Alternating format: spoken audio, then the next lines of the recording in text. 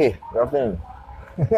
Okay, hi, welcome back. It's another episode of Plusma-cast, and the show where I feature creatives of the creative industry to professionals of the creative industry to get their story in order to share to you who are considering such such fields of vocation.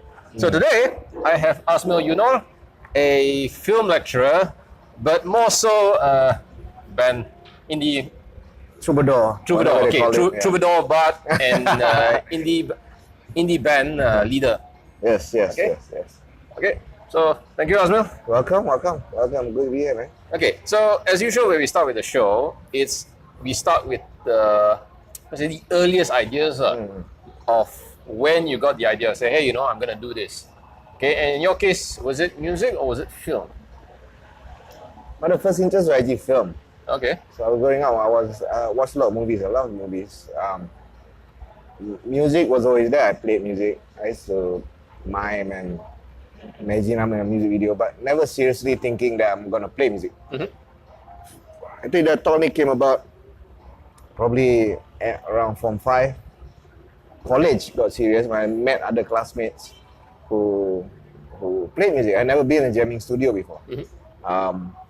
I had a guitar at home. I learned for about a year.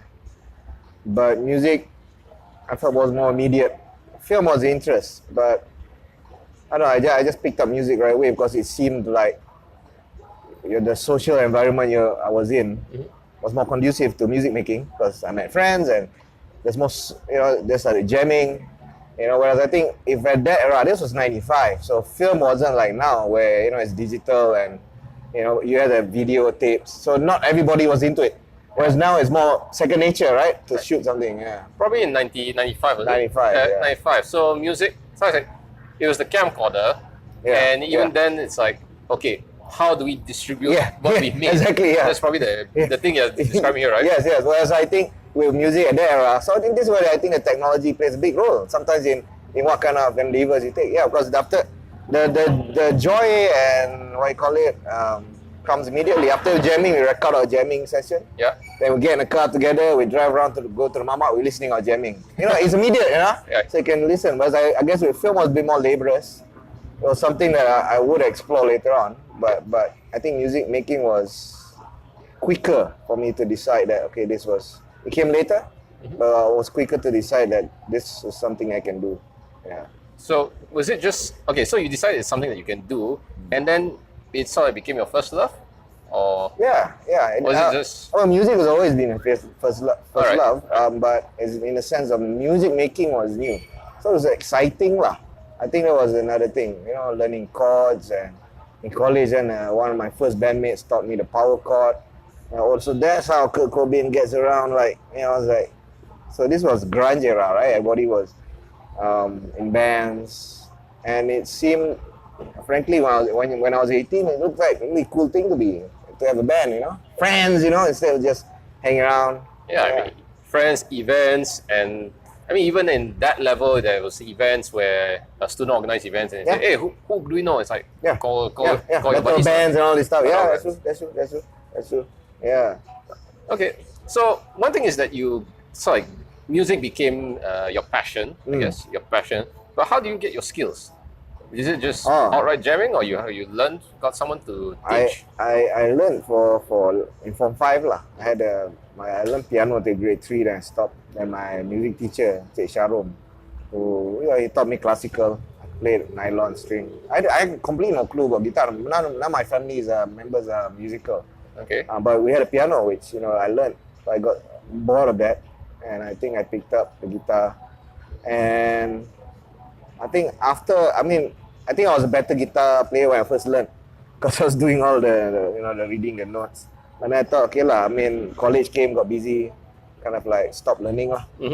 But that's when I started meeting friends who were just jamming or just playing. I guess just playing music, whatever it is. I want to write songs. Right. So it wasn't about getting better technically. So in college, I started to see different types of musicians. Not all musicians are the same, right? So there's guys who you jam with who are just shredders.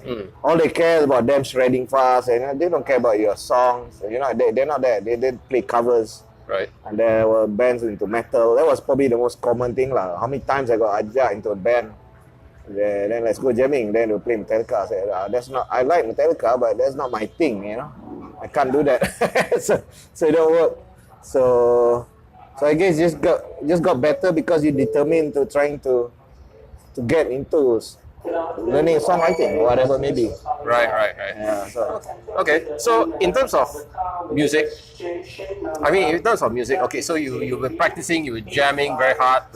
Well, I'm jamming very hard. I'm not a music guy, so I just doing the terms. yeah. Okay, and of course you wanted to see, you had the buddies to encourage and all that. Yeah. So was there some, like, to play in gigs and battle bands, is it something to sort of like try and prove your skill, or is it something just to test yourself or challenge? I guess, yeah. I think it was just having fun. Having fun. I mean, like, it was new to me. It was never really. I would love to. I think later on I kind of try to get serious thinking about guys in the band, but everybody, the middle class Malaysian conundrum lah. You finish college, everybody got opportunity to go study here. Bands break up lah. A lot of bands break up post college. Yeah. Typical. So for me, I think one was just, you're growing up with this certain dreams of being in a band or what band should be, and you find friends who are into it, but later on you find out everybody is in it for different reasons or something else. Not necessarily conflicting, but you realize that the path into playing music. So I wasn't so focused on trying to prove others that we're good or whatever. It was just that, okay, let's.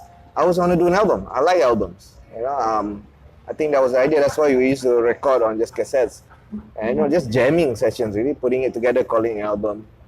Later on, Alex, my real close buddy, jamming. He was a drummer. He was a songwriter. I thought he was gonna play guitar and sing with me in the band. Then I realized, he plays drums. Okay, cool. So I think we were interested in creating something. I think that was our main focus. It wasn't so much trying to mimic, trying to be cool. There were those bands. We played battle bands. We didn't play the cool songs. We were always the only battle bands we played like the Doors. Wow, my mind was in the 60s, in the 90s. So it was that, I think, just trying to figure things out, really. So in terms of songwriting, like you say, one thing is we play, but another is to create. Yeah. And how do you rate yourself back then? It was just experimental and we just write whatever. Yeah, I mean, the songs I wrote were really quaint, actually. Now, with benefit of hindsight, looking back with minor key, very REM-ish. I was a big REM fan. I wasn't heavy. I wasn't into noise. I didn't know all that stuff. That came later when I had to go abroad. Then the band kind of broke up. But then the rest of the guys were around. In Malaysia, they got together. Another friend, it became this noise experimental band. And that's where the guys started introduced me to, hey, check this out. And someone telling me, hey, you've been recording this stuff on your Walkman. There's a movement there. It's called lo-fi. So, I didn't know that. And this whole thing about getting into folk, it wasn't like, hey, I'm going to be a folk singer. It was by default. I was living abroad. I was alone, miserable. My band's back home. They're sharing me via email. That time, no social media. I was like, hey, Fugazi came to KL. I was like, I'm stuck in Perth. I was like, so, by default, it became this. You want to talk about authenticity? I suppose it's authentic because I was alone, I was miserable, I was in a room, I was abroad, I had acoustic guitar, and one time, not even acoustic guitar, I brought my electric guitar, I was just strumming that without an amp. So those songs became very introspective kind of songs. So they didn't fit into the band. I always wrote songs thinking of the band, even though the band didn't happen. All right. So I had songs. So that's why I evolved into that. So it wasn't really, when I say experiment, it wasn't experimental music yet. Okay. It was just experimenting with songwriting, really. Like, how many chords do you need? And I started reading a lot of books. I mean, going to bookstores, just reading bios about bands, see what their philosophy of songwriting is.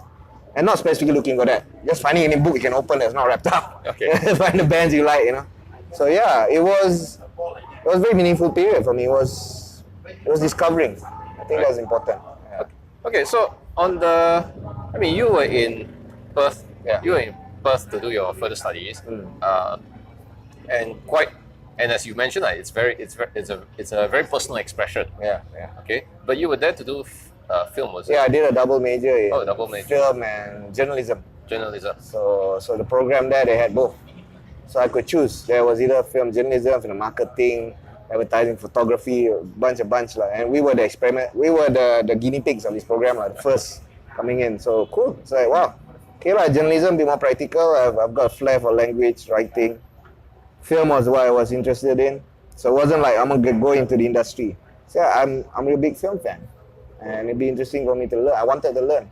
When I got into industry, there was something else, And I put it this way, I wasn't very ambitious in terms of career, to be honest. Okay. So I still lived in my own little world. Like, one day I'm going to do a band and it's going to happen. Of course, then you learn that that's not going to happen. So you find different modes on how to exist. And that's where the underground music came in. The underground scene, the whole indie thing was new. And you discovered, it wasn't just a songwriting. You discover an entire way of I didn't know what it's called then, but when you think about it now, it's called cultural practice, right? Right. Different ways of practicing certain cultural activities, which didn't exist because then you thought like, I've got a band, I got songs, I give demo to a label, and that was the usual route, Yep. Yeah. So I never had to go through that primarily because I didn't think I had the goods to be a commercial or big band thing. Yeah. Okay. So as far as coming out of tertiary education, you got your papers, and I guess in terms of vocation, you still had your heart in music, but your papers said you needed to, Do that something was your else. productive skill. Yeah. Okay. And was that transition, perhaps you could say, hard because there was a lot of new realities coming in? Oh, not really. I was lucky. I mean, I did a bit of, what you call it? Yeah, you come back, you got to graduate, looking for jobs.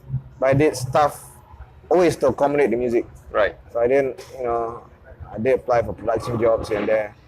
But I wasn't really, I was doing more freelance. I was like a research assistant in a university. I was just like, okay lah. I mean, I just need to edit this article, fine. I didn't want a job that drained me out at the end of the day. I'm a bit selfish anyway. That's why I wasn't so ambitious. After graduate, I'm gonna get a career in this. I think I was in my own little world. I was insulated, thinking like, okay, everything needs to revolve around the music. If the job demands so much, the job is annoying enough to earn lah. I was still living at home, so it wasn't a case of. I guess that whole reality thing was just reality came in. Okay, I got to do this now. For me, the music. So I asked some friends around, how do you get into this music thing? I asked one of my future bandmates. Faris, a lawyer, say, hey, I want to get into music. How? What do I need? It's like, where do you officially sign up? Say, like, I'm a musician now. There's no such thing. No. Yeah, so I didn't know then. So, he's like, okay, let's do it. Start looking for gigs. So that's when things started. It really started for me in the year 2000. I was back for a year. So 2000, 2001. Just trying to understand things, going to shows, with new friends. And my circle of friends was very small. I had probably as many friends on my fingers. So it was through music really I started meeting other people. So I guess I was focused in that way. I was very driven to, I want to do this. Whether it's gonna kill me or not. Yeah. Yeah. You put it that way. Yeah. Okay. So on the one hand, again, you went into your professional job, which is education in film, research, and then you worked. That's way later. Yeah. That's way later. And then you still had your first love in music. Was it just a phase of, just finding what gigs I can do, maybe as a solo position, and then build it up into a band, or you just went, I think I need to put as much energy as possible into this direction. So how do you decide that? Yeah, it wasn't. Frankly, there was no strategizing. No strategizing. It was just okay. I'm gonna get out and start do things, or things not happening. Okay, got to make it for myself. Okay, who else is interested? My other friends, guys in bands who's committed. I mean, so it was, and there was no end game really. It wasn't like this is what we're gonna achieve. No, not necessarily an end game, but at least a strong idea of, okay, how am I going to build this for yourself? Yeah, so I had to be practical. I mean, like, okay, thank God, I mean, like, I was already recording all these cassettes, actually, even when I was in Perth. Sitting back home, friends were saying, So that's how I got to know guys from underground music scene. So I started making albums on my own already, the late 90s. I just go photocopy shop. I literally I would cut and paste stuff onto a piece of paper, make it into like my album cover. Yeah. I go there for color photocopy, cut it, put it, dub the cassette, put it in. They make a lot, maybe 20, 30 copies only. Send it out to friends. I would go around their friends back here. They're like, I didn't even know there was a punk aesthetic, the whole cut and pasting, It's like, I discovered Sex Pistols. I discovered punk really later, late 90s only, later on. Through really rediscovery lah. So I think the focus was always for me, I want to create body of work. So it wasn't just about playing gigs. People say I'm an entertainer because I entertain crowd, but I think that's just, I realized later on that's my second nature. I'm good at just communicating with the crowd. It's not I go outwardly to entertain people. Right. I'm not interested in that, but hell, I got that skill. Okay lah, Some people work hard at that, and still, So I figured that, I think I have this ability and I can do this. I think the skill sets fit into what's needed. So some other things I need to learn, maybe how to organize things, how to start do what is a gig, how do you organize things. And of course, was also trying to bypass the whole official way of doing it within industry, which is the big label, is it? the big labels, and also like doing shows that need sponsors. That's why I think the underground was very important to me, the whole music subculture, because you realize that, look, it showed you this other world that you didn't need these other things that you assume what the music making is all about. Mm-hmm. And that was liberating, the discovery of the subculture. And that's where my research interest got into that later on when I became academic. Again, I had no idea I'm going to be academic. I thought I'll be doing I'm just going to do some jobs here, there, maybe string for a newspaper. So the opportunity to study further on came later on when I was at a crossroads. I had an opportunity to go do my postgrad. Family would have funded me. They could afford it then. I also applied for a job to be a journalist. That one came, the offer letter came.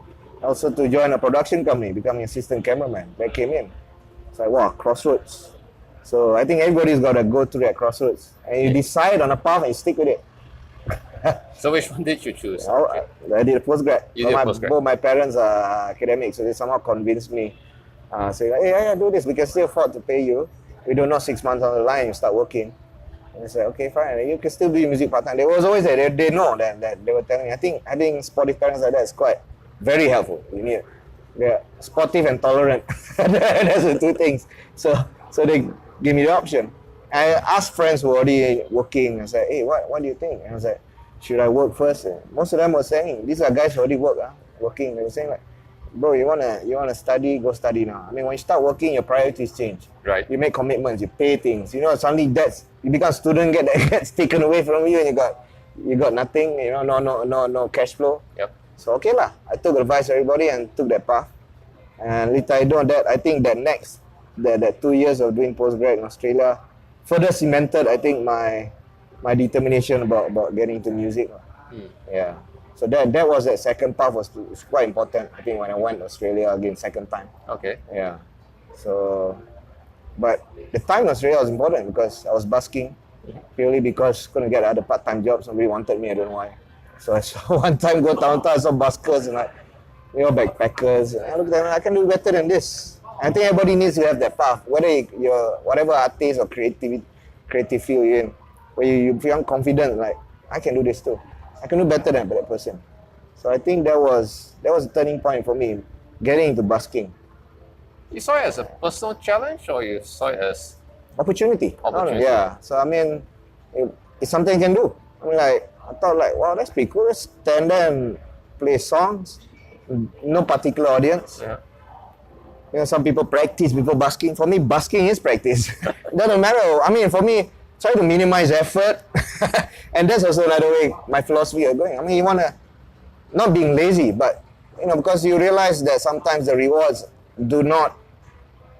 is not rewarding enough for the effort you put in. So you want to put just enough effort that you can get by and do something good enough.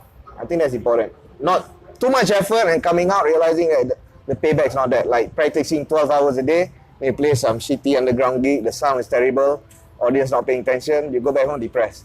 Little things like that lah, So that was, I was always looking for that mode that working model which I can leave any situation feeling satisfied and accomplish something. Yeah. And nobody can take it away from you. That's why I think punk rock and all this was very empowering. Okay. And I taught you that. Yeah. Okay. So let me focus. So let me focus back to indie lah, indie and underground. Yeah. So so you were basically out in being in the scene, you know, whether it's networking, whether it's involved, whether it's you know, helping other bands and such. I guess the question I'm trying to get at is that now most people when they think of music as a vocation, it is, you know, maybe it's commercial music for advertisements, or maybe it's you know, events, or maybe, as you say, you know, albums and such. But I guess what is the difference so much of in the underground scene that you feel so attached? You mentioned a bit of it, but let's go deeper in that. Okay. Well, I think it's when it kind of, I hate to use the word, but so it's sort of like a hobby lah. You know, like you know, like people play golf, people run, people do hiking. For me, it's playing music and performing. Plus, it's a hobby that pays. Sometimes you get a good gig. You know, people want you pay in tips. You know, so it's not official industry, and I like it. I like to keep it that way, because then my intentions are still pure. I can't fool myself. That's about craft. It's about craft, yeah. A big part of it is about craft. I tried early on. I mean, when like mid 2000s when things started happening, I was just going, meeting people anywhere. That's how a lot of these interesting collaborations happen with theatre and film, was purely because like somebody approached. Yeah, do it. Never say no. Just try it out. Do something. But you know, do the best you can. But yeah, the craft making was always more important. And whenever I read about musicians, other musicians I admire, it's not so much the trivia or gossip that I'm interested. Yeah, I'm interested in finding the process. The process is always important to me, and that's meaning making that at its most pure to me lah. When you're in that zone of creating, time and space you forget about it, right? In that zone and you're there. You know, it's like you forget 6 hours have passed. You know, and that's a high. You know, to get to that place of creating. So you created something. You came in, there's nothing, you come out, there's a song, there's emotions, people listen to it, and you know, and then you can furnish it further on, recording it, putting more instruments, or recording it better, putting better performance, whatever it may be. I find that always fascinating, because you start with nothing, you know, and you end up with something. And ultimately it's very fleeting lah. That's why you gotta keep on doing. That's why I still do it. It's always fleeting, you know? Yeah. Okay. You invited me to a gig not too long ago, yeah. and I saw you perform. So Orkest Padu, which is your band, and your band, so everybody was on stage and they were performing their piece. Whereas when you mentioning about being in the zone again, I go, was that showmanship or was that you in the zone? It's where you were playing so hard, you know, so energetic. In the zone, I guess. But so happened that when I'm in the zone, I'm entertaining. So I'm thank God. Some people can be in the zone and completely boring, and turn their back, show their back side to the crowd, but you're in the zone. You know, it's just so happened. Anyway, I never. I mean, like growing up, the bands I kind of like one. I mean, there was Nirvana. That was game changing. I was Form 2. It came out in 91. Yeah. You realize this band thrashing around. Okay, that was also interesting. I never thought. Later on, I started doing that purely because I was in it, you know. But I would just to surmise that. Yeah, I mean, I'm in the zone. If I'm not, I won't have that posturing, and that's why I forget. Sometimes. That's why I break strings. I break things. You know, it's like, usually but I'm always conscious not to break other people's stuff, because venues. Once I came close, I rolled onto an amp. I felt bad after. I was just too in it. Yeah, so. But I think that's important. You lose yourself in your work, right? And I'm lucky that when I lose myself, I'm quite spectacle, you know. Yeah. So yeah, I'll put it that way. Yeah. Mm-hmm. All right. Yeah. Okay. And also at that event where you were introducing me to the scene. And for example, like Nightingale, who was there, and Faux Pas, like they're doing what you do, which is recording and putting out albums. But I wonder, are they doing it differently than your case, where for you it's your craft, it's your hobby, it's a passion. For them, it's their vocation. Are they like perhaps they're taking it to another level where they're playing for a vocation, not just hobby? Well, I mean, the way I treat it, I'm playing as a vocation too, primarily. And that's why I meet young bands like this. I tell them, it's like, when you record, you know, you have to understand that you're producing a physical work. A physical work, this is more practical aspect lah. That's why when you gig, you should have something you can sell. Right. A CD, a T-shirt, or stickers. They were giving the stickers away for free. And you know, they didn't bring the CDs. I mean, like, they say, oh, that's an old CD. It doesn't matter. But they didn't bring it. They didn't sell it. So that's why I'm missing. And that's part of the whole, you know, if you are kind of well-versed and kind of understand, even brief, no matter how not so deep, even like looking at the DIY punk scene, that's why there's always merchandise tables. Right. Bands come in because the gigs don't pay much. There's not much, you know. There's no, the band split everything. You know, they hardly call it a pay even, you know. So you got merch to kind of like offset your costs. And that's why I find a lot of the young bands don't get that. You know, you guys spend time to record. Like Nightingale for Part, they come down here all the way. Hey, I mean, like, I think because even though people don't buy CDs anymore, you know, people Spotify, that's still not. That's not a way lah. That's not helping musicians. It helps your music get out. On a practical level, if I sell one CD for 20 ringgit, how many times I must have a spin on Spotify? I must spend time on social media promoting my Spotify, you know. So the band like those guys came, you know, I first saw them a year ago. I was just blown by the energy live. So that's why when I heard they'd be back here to record, I'm organizing the show, got them to play, and they brought this other band, 4 Pass, to come play. So I mean, for young bands like that, I think it's also for me to share, okay, this is how I do my things. You know, I have a CD, I sell it, you know, and I tell them, hey man, bring a CD, man, sell. You know, it's like, you know, you got to play more. You know, you're not you know. So I mean, it's about sharing methods, looking at maybe different ways of they doing it, and learning too. It's not me being the old timer telling this is what you should do. You know, that happens a lot. The old timers always like, yeah, you must do. Yeah, sure, but that's not how I want to operate. So I see something like that, and I just give my 2 cents. Like, hey, you should try this out, man, or do this. Yeah? I'm not telling you, you should do this. You know, that's not the way I work. And frankly, it's not easy, man. I mean, I've been in this for like really seriously gigging and playing and recording maybe since 2003. So when I came back here, I was kind of based here more. So I've seen people come and go. You gotta be I wouldn't say senseless, but crazy enough to just carry on with it and doing it. And find when somebody thinks that they don't understand why you're doing it, then I think you're doing it right. So I don't know why you're doing this, but he seems passionate still in it. Cool. You know, sometimes it's not, when you rationalize these things too much, I think that's when the economic equation becomes too. I mean, it brings doubts. It brings doubts, yeah, about your ability, and of course, it needs to be tempered with reality check too. Sometimes it can be terrible and you're still recording, or nobody listens to you. I mean, like, maybe there's time to quit lah if that's the situation you're in. But I often see I'm always pleasantly surprised that there's people appreciating my work, and it goes to places that listeners I wouldn't expect, and that's what I think keeps me going. I always use this word. I always say it is a spiritual journey. This music making thing, playing. You're going to towns, it gives you an impetus to go somewhere, right? Some town to play.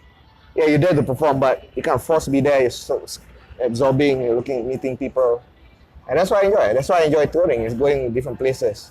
Doesn't have to be international tour or that's more glamour. Oh, I tour the world. Yeah, I was like, okay, fine, but I came back broke.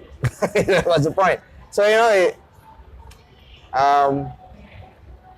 back to the earlier question asked about those guys coming in. I mean, I hope they keep at it. Right. you know. But they've also got to start branching out and be realistic lah. You know, like where else can they play? You want to go to the west? You can. Like, competition lah. You're not local. First of all, that's the main thing.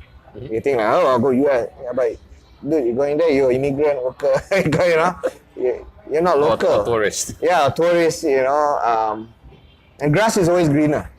I like to make things happen where I'm now at. If I'm here, I'll try to make it here. Right. Yeah. Okay. So, Yeah. The question about this underground is that, okay, you know, there's always sessions or always events that people perform, bands come together, crowds come together, and is it like is there perhaps an aim that whether it's a stepping stone or whether it's whether it's a stepping stone or whether it's how I gain my traction? I guess the point I'm trying to get at is that is it just the time and energy in order to be on the journey to go big, or is it time and energy on just for simple exposure? Like maybe it's not big or ambitious, but you know. okay. I'm not sure. So Okay, I mean, I hope you can. Every band has different reasons coming in. Okay. And you know, I don't interview them. Say, what's your intention? Okay, no, this gig is only for those who, you know, are aiming big. So it's basically when I organize shows, it's my excuse to see the bands I like. Cause I don't get to go out and see a lot of shows anymore. A bit more busy now. Yep. So I network lah. I meet these guys and hey guys, get to know them. So for me personally, is now I'm organizing it. I want to see the bands I want to see. Right. Get them in one place, and it's satisfying lah. That if the crowd comes and they say, "Oh, this is a great lineup," you know, that's satisfaction to me. And whatever the band's intentions are coming in, that's beyond my control. Yeah. Some could be like they're playing, and this is one of the shows they're playing. Some bands are just trying to break through. You know, maybe one of the bands I see like, oh, this is a new band, cool, I like them. There's a slot, get them in, give them a chance to kind of play, you know, network. But if they go to that show and then they keep to themselves, they don't want to meet other people, don't mingle, then you know you lost the point lah. Right. Gig events aren't just, people often don't see the forest for the tree. They think that music gigs is just performing and that's it. People clap and then you leave. No, actually, what happens off stage is a big part of it. Mingling, hanging out, getting to know each other, even hanging out with band members. I don't hang out with my band members. We only meet at gigs. We don't even jam anymore. We played that many shows. We can just, okay guys, here's the set list. All right. Maybe they find joy that playing with me. And then, you know. So I mean, everybody comes in with different intention. Some bands come in with, this is the journey to greater things. They have an end game. Fine. And I like to find out about these things. I don't have to ask them. I just follow them. Now easy what? Social media, see what these guys are touring. Cool. Great stuff. It's like, so hopefully the gigs, I mean, but in general, when you talk about all these music gigs happening, I mean, it's meant for that. It's meant for bands that are like-minded or in a similar kind of genre or vein or body of work. And it's an opportunity for you. So bands kind of flounder it. I do organize gigs sometimes and band doesn't even have anything to sell. Fine, they just want to play. Okay, but there's a merch table. It's a chance, make a t-shirt or something. Sell at 40, 50 bucks, get something back, you know. So ultimately, you really see the resourcefulness of certain bands who are, maybe to them this is just nothing like small gig, just play. Yeah. Everybody's got their own thing. But you as an organizer, if you're gonna organize stuff, I think you gotta, it's not charity at the end of the day, you know. You can come in thinking like that, oh, this is a platform for all of you. Fine. But that's also quite a promise lah. If people don't come to the gig, susah also. Yeah. So I think the gig that day was also wasn't that packed, but there was a lot of events going on same night. There's football. So there's all these other things you start to, and then you talk to the venue guys, like, okay, what they would recommend next time we can try this out. And that's for me what I enjoy. It's I create a party lah. Essentially that. I mean, from creating music to creating songs to creating events, and now creating opportunities. Yeah. I mean, like when I used to co-organize this singer-songwriter fest KL Sing Song, 2005, 2009 with two of my friends, Tan Se Hon and Jerome Kugan. They were more experienced. They're 2 years older than me. They had gotten funding before that. So hey, you want to be a part of this? Yeah, cool. Because I've been organizing small gigs. Then I started doing a lot of open mics. You see people come out the woodworks. It's very encouraging for you as an organizer. It's not about glory. You know, people the tendency now, of course, I think then is probably, you know, people organize things so they create their little legacies. Everybody wants that in a scene. Any scene, people want to be like, I'm the guy you come to. Any scene, vocation, any job. Yeah, anything, there will always be, you know. So that's natural. So there were people macam tu. But, you know, we weren't interested in that. And three of us, in a way, were a bit too humble. We didn't we didn't sell it too hard. But things happen. We managed to get a lot of songwriters, singer-songwriters coming out. And this was pre-Yuna. So that period after that, Yuna even played one of our last shows in Caltech. She played there before she hit kind of like big time. So it's encouraging. So you see, you make new friends. Ultimately, my goal, my intentions are very humble, but you want also that very humble beginnings to have some remarkable outcome to whoever takes advantage of the opportunity. That's it. There's no guarantee. So you make the best of it. Maybe not so much for you personally is to, you know, be the big, you know, the big band of 50,000 crowds like that. But in a way, your legacy is to want to have, you know, provide an opportunity for impact. Or you know, the impact is the is in providing opportunity for others. Yeah, I mean, in the sense, I'm like an enabler, lah. Right. You know, and also to show people, look, one of the things that I think never gets read clearly is that look, I'm doing this because I'm not to show you how great I am. Look at me, I'm great. Who are you? I mean, that's how the public would think about people performing on stage, right? Yeah. Like, oh, the guy's great. He's going to show off his skills. But I think another thing is also the whole punk rock thing is that you go up there, look, I can do this. You can do this too. I think that's more of where I'm coming from. Look, I got a shit background in organizing events, but look, I'm trying. I did this, you know. And look, you can do this too. I mean, I don't think a lot of performers even read through that probably. They don't think that he's doing this because maybe some musicians don't even think about organizing things. They just want to play shows, you know. But for me, that was very empowering. Realizing, that's all you need to start off with. Cool. Okay. Then if that works, let's try something. How do you bring this further?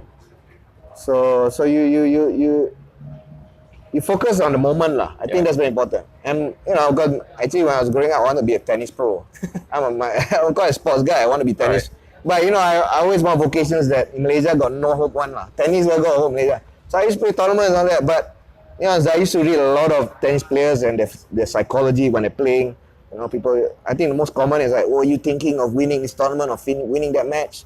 So a lot of tennis players will say, I think most sportsmen will say, no, I'm just focusing this point, at this moment, trying to win this point. Right. Now I've done that, I'll think about that point. I don't think about, okay, this is this part of the match. Oh shit, I'm in trouble. Then you can't focus. Right. So I realized there's also that interdisciplinary way of framing the way you do things. I realized that came in. And being a sportsman, sportsmanship is a big part, what? So you play a show too, I'm very sportsman. Like lah, right, So, and we always joke, even that night at the gig, some of the guys in the band were saying, wow, one of the drummers said, bro, gigging is a sport. I agree, man, it's a sport. I always tell people, this is a fucking sport, bring your towels. You sweat, man. So it's a workout. So I mean, it sounds like, if I tell this to general public people, or even like music writer or press, these things, they might think like I'm just joking, like I'm beating around the bush, But actually, no, I mean, that's where I'm coming from. I'm not thinking like I'm this music organizer guy, I'm a music guy now, I must do this. I mean, that's boring to me. Why limit? I like to see that, it is endeavor that anybody can give a shot at. And just like sports, I mean, you evolve over time, or you improve, you evolve over time. Yeah, exactly. It's constant sense of improving. You never stop learning. I think that's why I got into education, because I realized that kind of like cross path with some of my own personalities. Is that I love learning, I love reading, I love things, finding out. I'm not too preoccupied about people understanding me. You find it a lot. More mainstream artists is like, oh, please understand me, you know. I'm not interested in that. I want to understand the world. Okay. Yeah. Which is a bit ironic, because what I heard, what I heard was that one fine day your students decided to make a project out of you. Which one is it? A film project. Or they documented you and your impact on. God, which one is it? Going to Alexa. Oh, is it? God, man? Where was this? You mentioned that he mentioned that students decided to document you as your project, as your assignment. Oh, not really lah. Got lah. Really? Students like they got to do some assignment. They need to find local artists. Got lah. But I think the most serious documentation of who I am was Makte doing that musical based on my songs and life lah. That was like 5 years ago, 2013. Yeah. You're probably underestimating it, or probably being humble about it. Yeah, I mean, because when these things happen to you, friends think, hey man, it's a musical about you. You made it. It's like, okay, yeah. I mean, it wasn't like I say, it wasn't like an aim. One day I want a musical be made. Like in films, you need that kind of narrative. This grand narrative where the character is driven. But with me, it's not. I wouldn't say it's all a beautiful mistake or accident. It's just that Makte was my colleague. He's a theatre guy. I admire his work. I joked about it one day. We were having drinks. Hey, I wish Azmyl Yunor can interview Azmyl Yusuf, the academic, can interview Azmyl Yunor, musician. And from there, he had this idea. Hey, yeah, I want to interrogate you and find out more. I want to do musical based on your song. It's like, oh, cool. That for me is the biggest. It's a validation of your work being recognized. There's different ways your work can be recognized. You can sell a lot. You can get good reviews. You can get your work being made musical. I mean, students doing the other stuff. I mean, I tend to discourage that. I mean, I want them, find something else. I'm convenient. You can just talk to me. I'm a lecturer. I mean, it might be a cop-out. Yeah, cop-out. So most of the time, I don't get a lot. I wish sometimes I look at students' project, man. They do like music video from some other bands. Like, I wish they did a music video for me. But no, for me, in my work as academic, I draw a line. So I'm quite ethical in that way. Like, no. They're here to learn skill, not so much. Cool if it's like my video, if it so happens, fine. But that's not the long aim lah. Plus I think, like you said, it's cop out lah, too easy for them lah. Like that, they can do a lot of things based on what I want. But I made it, there is something out there that properly documents, hey, this is probably. As I mean, he's still a long way to go. There's still a lot to look forward to. Yeah. But at this point in time, this is your, you could say, dedication. True. Yeah, I mean, I think through the years, somebody wants to do something. But it's interesting. The mediation of yourself. That's also another big issue on its own. You getting the press. People always think like you come out in the press and sorry, newspaper, they got money. People assume that public recognition is money. Like, you come out newspaper, got money. No, it's like you make an album, you need to publicize it, right? Yeah. So hence where you go? You go to the press. Because that was the prior to... That was those days.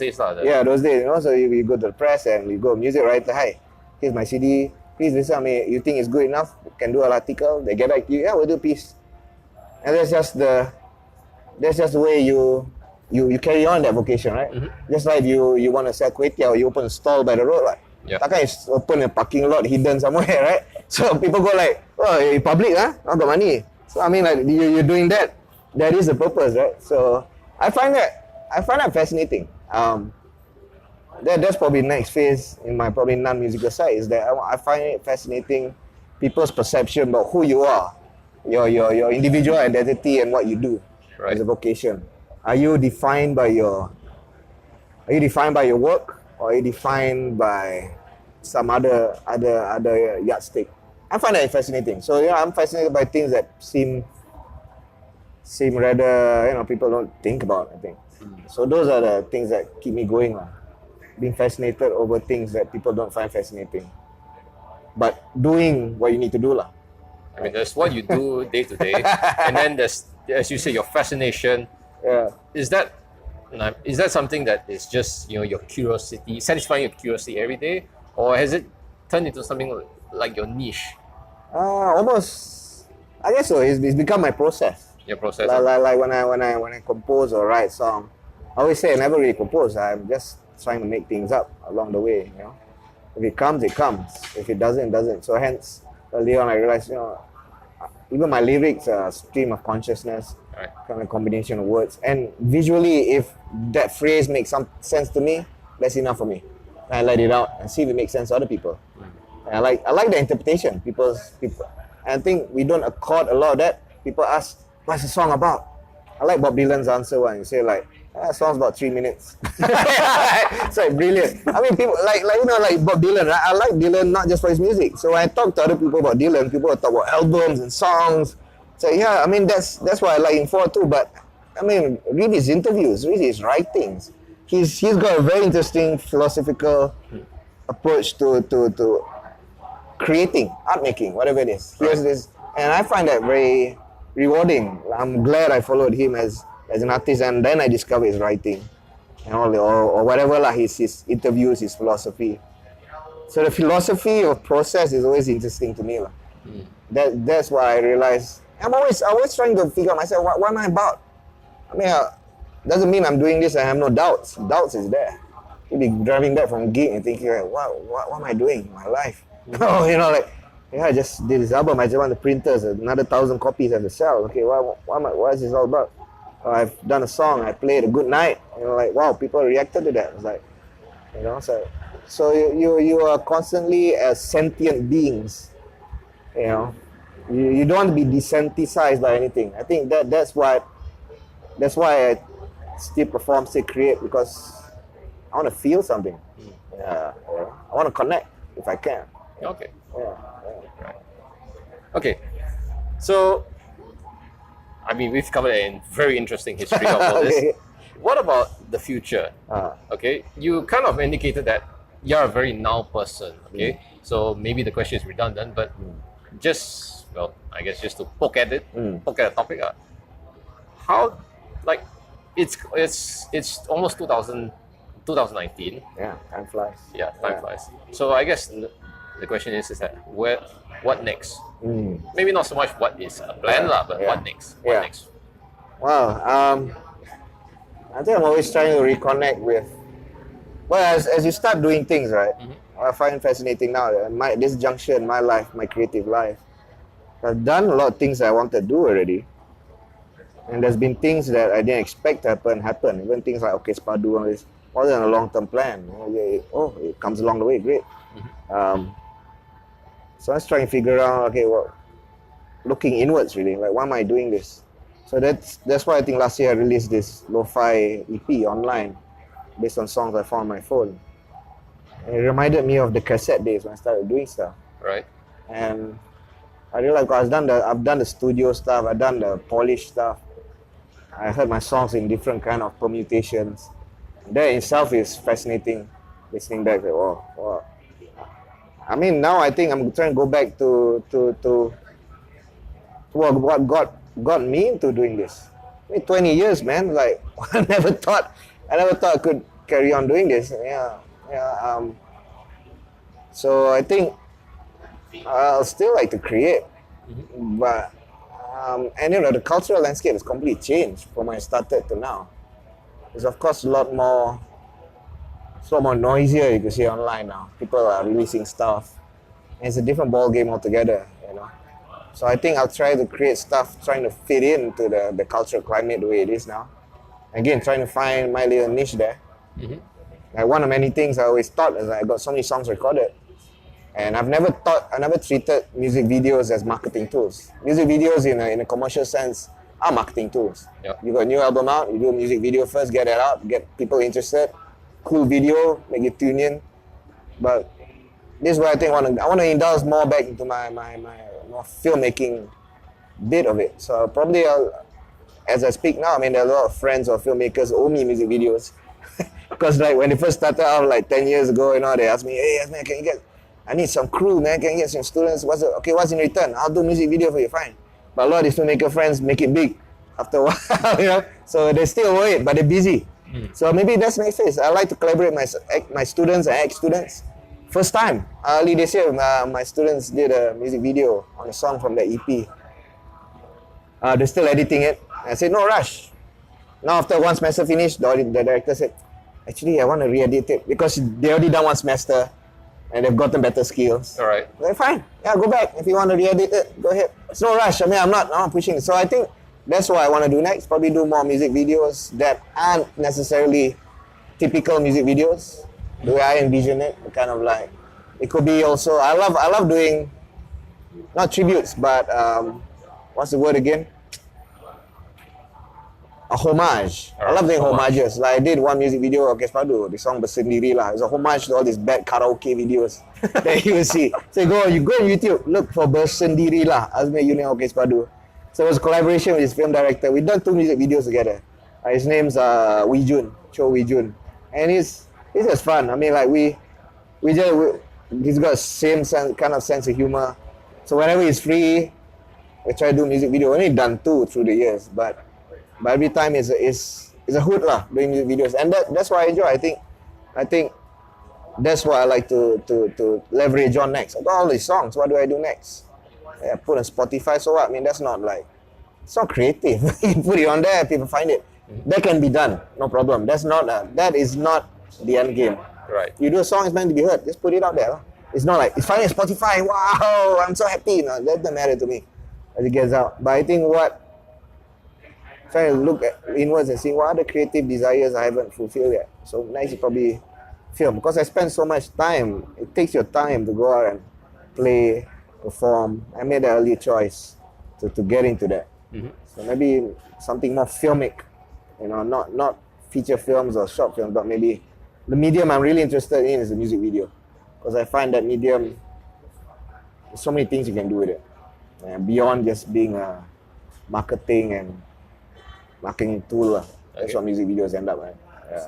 So I guess in the shortest way I could describe it is not just exploring, okay, but it's also finding out, okay, how might your craft be further expressed? Yeah, that's true. That's a good way to put it, yeah.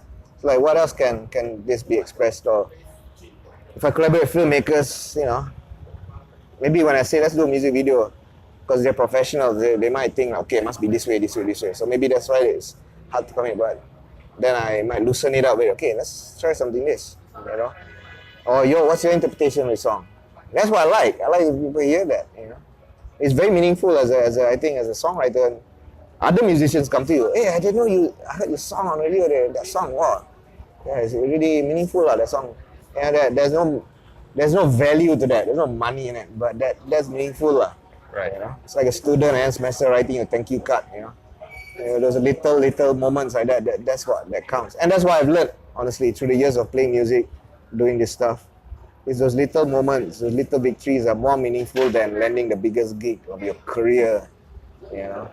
Because let's face it, in the social media world, with Instagram, all this, every little moment seems like some grand moment. So are you gonna spend the rest of your days trying to show people how grand that moment is? Or you show it people, but you know how grand it was, you know? It's yours. Do you have to prove other people if you can't prove it to yourself? I think that's most important. You know, if you are satisfied. And I think I once told people this, that if you ever disillusioned, you have your bad days, like, why am I doing this? And go back to when you first started playing or creating, whatever your endeavor is. If it's songwriting, go to that first moment when you first touch the guitar strum, that, you know, that feeling. Yeah, go back to that place. You know, that's your mojo. You know, if you go back there, nobody can touch you. Because you're gonna get people after you play on stage, people are, yeah, good bro, but you should do like this. Or give you criticism. It's important to get criticism. But at the same time, some people can be critical, say mean things.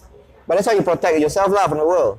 You know, you go back to that little place, your cave.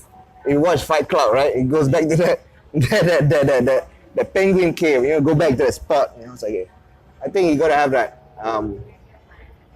then you're clear. So I think the only clear way to look ahead is to look inwards Right. and actually look back. Then you get clearer view what it's all about ahead. You know, it's a bit philosophical, but I mean, it's a bit philosophical, and I guess, if you clearly understand your fundamental. yeah. You clearly understand your fundamental. That's how you manage to carry on, and I guess that's what you just expressed. It's like to anybody who wants to do creative work, understand your why. As a book by Simon Sinek, it's quite popular now. Understand your why, and you can carry on with. Yeah, that's interesting because I've been seeing all these books, right? All these self-help books, and I'm reading and saying, hey, this is what I thought. Yeah. It's not like, hey, they just stole my ideas, right? Oh, sometimes I look and say, hey, okay lah, that means I'm on the right path. Yeah. Because I never read this stuff. It's just all like out of my own ruminations. So when I read, I say, oh, cool. There's a word to it. That's what it's called now. Okay, whatever it is, lah, Yeah. Fascinating. Yeah, man. It's for me, music making self-help, lah. Yeah, your own brand. Own brand. Okay, now we've covered a lot. If you don't mind, I guess before I run out of memory on this, I want to get into the part where it's towards the closing of my show, lah. So I go into my 3 main questions.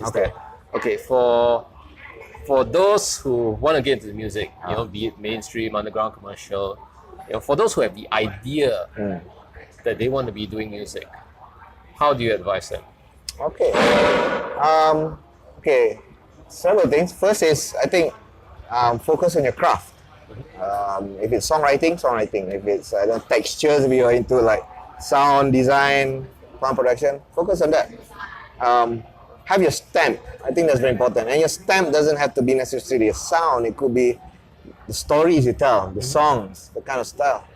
But again, if you try and go commercial, you see, because the bait is larger, the net's larger. So that's where I never go in the commercial, because I find that you got to water down things if you don't hit a larger crowd, right? So know that. If you try and go larger crowd, okay, you have to water down things so that everybody gets it. Okay.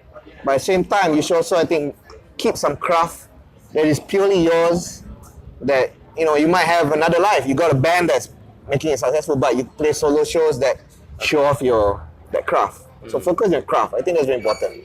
Okay. Because with craft, you're always trying to, not necessarily improve, but you're trying things. So if you understand that notion of craft is very important. Secondly, I would say that I got a lot of musician friends who do it full time. I got 3 questions here. 3, yeah? Oh yeah, second one, does it cover that? Okay, so in case you overlap lah. Okay. Second one is that so from idea to take it to skills. Oh, okay, alright. Okay. Yeah. So for those who are wanting to learn, to then develop their skills, what advice might you have for them? I think just do it, man. Music's meant to be performed, right? And it's meant to be performed. For me, I'm still old school. I think it's meant to be performed in actual space, physical space, with real people in a room somewhere. Sure, now you can say, go on YouTube, I get 5,000 people one shot. But there are 5,000 people looking at the screen. It's not the same. It's valid. I'm not saying it's not valid. I know that's important now. But I think it's what connects us as human beings. So play anywhere. Opportunity comes. The more you play, the more better you get your skills, honestly. It's a craft. Going back to that, you get better at craft by doing it, not just ruminating. I mean, not just play once, record and repeat. Yeah. I mean, it could be that if that's your craft, but at the same time, some people go overboard. Practice so many times, and they're like, I'm not good enough yet. That's also wrong. You're not the judge. Other people who watch you play, they're the judge. You might go there like you fucked up, play some wrong chords, but people go, they didn't notice it. That's why I always say one thing to bands on stage: never apologize if you're doing your own song. Never say you forgot lyrics in your own song. Nobody knows, man. Make it up. I'm sure that's how Bob Dylan makes up lyrics. He forgot, it just comes up some underlines and becomes a trademark. So yeah, so do it. Just keep on doing it. And by doing things, you meet like-minded individuals. Somehow, it just happens. Yeah. And then you learn, Yeah. Okay. So second question. Okay, the last one, or the last question of advice is from idea you've gone to skills, and from skills you then go into vocation lah. I guess. I mean, it might not be the suitable. I like that word. but I use that term actually. Vocation. Okay. Yeah. So when you're out to play, you're out to play music, whether it's underground, whether it's gig, whether it's commercial. So what advice might you have for them that, the post-learning part? Oh, okay. We start doing things. You start doing things first. Okay. Well, never forget that if you're out there performing, playing, it's a service. So if you already hone your craft, you put effort and time in it. If you got a band, you guys have put your time together. I think it's only right for you to have a rational demand lah. If you're performing, it's easy to get exploited.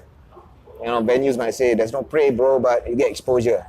If people tell you that, folks, pull down your pants and expose your butt to them, because I hear that term. They always say, and a lot of friends in the field will say the same thing. A lot of excuses by events. They will say like no budget, but we give you exposure. They have budget. Don't lie. Okay. But yeah, be clear about that you are offering a service. You're like a plumber also. Right? You don't call some plumber come my house, bro. No pay lah, bro, but exposure lah. People see your plumbing work. You think the plumber's gonna come and fix your sink? No, right? Same. If band's gonna go out and play, you people don't see that. You drive there, you take the time, you rehearse this resources. So if you're already serious, I think give yourself some credit lah. But be realistic. Find out what let's say what's the normal rates. This is where your networking comes in. Networking isn't just about finding gigs. It's also finding out what is a normal amount for let's say a normal gig, or what is not, or what's the line you cross where you're being exploited. Know that. I think we're very poor with our finding out our rights here, purely because of political kind of climate we're in. But yeah, and of course, do yourself a credit. Don't give CDs for free. Sell it, man. I don't get it. Sometimes bands go, free CD, bro. It's like, hey, you don't see some makcik makan nasi lemak. Hey, nasi lemak free. Betul lah. It's like, it is. You are creating something. I think that's what really saves the ones who are really gonna do this for long term than those who are really in it for just a burst. I mean, give yourself the credit because give yourself credit. Yeah. Put all that in. Yes, give yourself credit. So it's very important. I think you that's the only way you can be sustainable. And that's another word that doesn't get thrown around when you deal with indie underground gigs. Actually, this whole circuit has always been built on sustainability. Now it's a buzzword, right? Sustainability. Everything is sustainability. But underground gigs, that's why it's like I mentioned earlier, if you're playing in a band, you're going out of town, the gig is not paying much, underground gig. Biasalah, you just split the door takings. How can you sustain the trip? Sell t-shirts so you can pay for minyak, your toll, whatever. So you got to find ways that will make it sustainable. And that might even have a day job. There's no harm. People think like, oh, I have a day job. I'm not a serious musician. That's not measure. There's no measure like that. A lot of bands that are popular, not big ones, but they have dead-end jobs. You always wonder, oh, why this guy just work in a cafe? Because the dead-end job affords the chance for him like, okay, gotta go on tour. I quit. You can't be a CEO and want to be in a band, right? It's like, okay, well, suddenly we're going to tour some underground venue. Sorry guys, I'm going to quit the company and CEO. Yeah, I'm not a passion, my person. That's being irresponsible as CEO. Correct. So I think that's why I think I digress in that first question that, people are so hard up about doing it full time. Actually, a lot of full-time musicians also teach music. You're not doing music full-time. If you're teaching, you do some other stuff. You gotta have something. Don't put your eggs in all one basket. I think that's the final advice I can give lah. So that goes to in terms of sustaining yourself. Alright. Because if you can keep yourself financially stable, then your craft, you won't have to sell out your craft. And that's why I think I can afford to do that, because I maintain a day job that is rewarding. I got a job, I'm grateful that I have a job that's meaningful. I mean, there's other jobs that can be a job, but just dreary stuff, right? So find a job that's meaningful. Might not pay a lot, but fine, gives you time. In this world we live in, a paying job, that means you're gonna squeeze everything out of you. You come back home, you no mood to do any other thing, right? So yeah, sustain yourself. I think that's important. Sustenance. Yeah. And you gotta find a model that works for you. Okay. All right. So we've covered the 3 questions that I always ask on the show, and I guess to close out, I give you the last word. Whether whether you want to say last words, advice, promote yourself, or shameless plug, up to you. Okay, all right. So last word to you. Oh, wow. I don't know. Google my stuff online. Azmyl. I don't know where. I'm not gonna say all the Instagram, all the bloody accounts. Just look for my name, get my spelling right, check it out. And all the best, man. Do what you want to do. I think that's important. We're here on this little rock for a short time. Make your time on this planet matter, not just to other people, but to yourself too. That's my advice. Okay, and with that, dear viewers, that is the conclusion of my talk with Azmyl Yunor. Thank you. No, Azmyl Zunor. Yunor. Tongue twister. Yunor, yeah. Okay, Azmyl Yunor. Okay, so thank you for watching another episode of Plusma-cast. We hope you come back for another episode. Just to highlight, my newest special is I will be the subject of the interview. Look out for that. Cool. And with that, I close out and check on the description and the end slide if you want to know more, or you want to know more, you want to find out, you want to even get in contact with us. Yeah. Okay. Thank you very much. Bye-bye. All right. Cool, man. Thank you. Okay. Cool.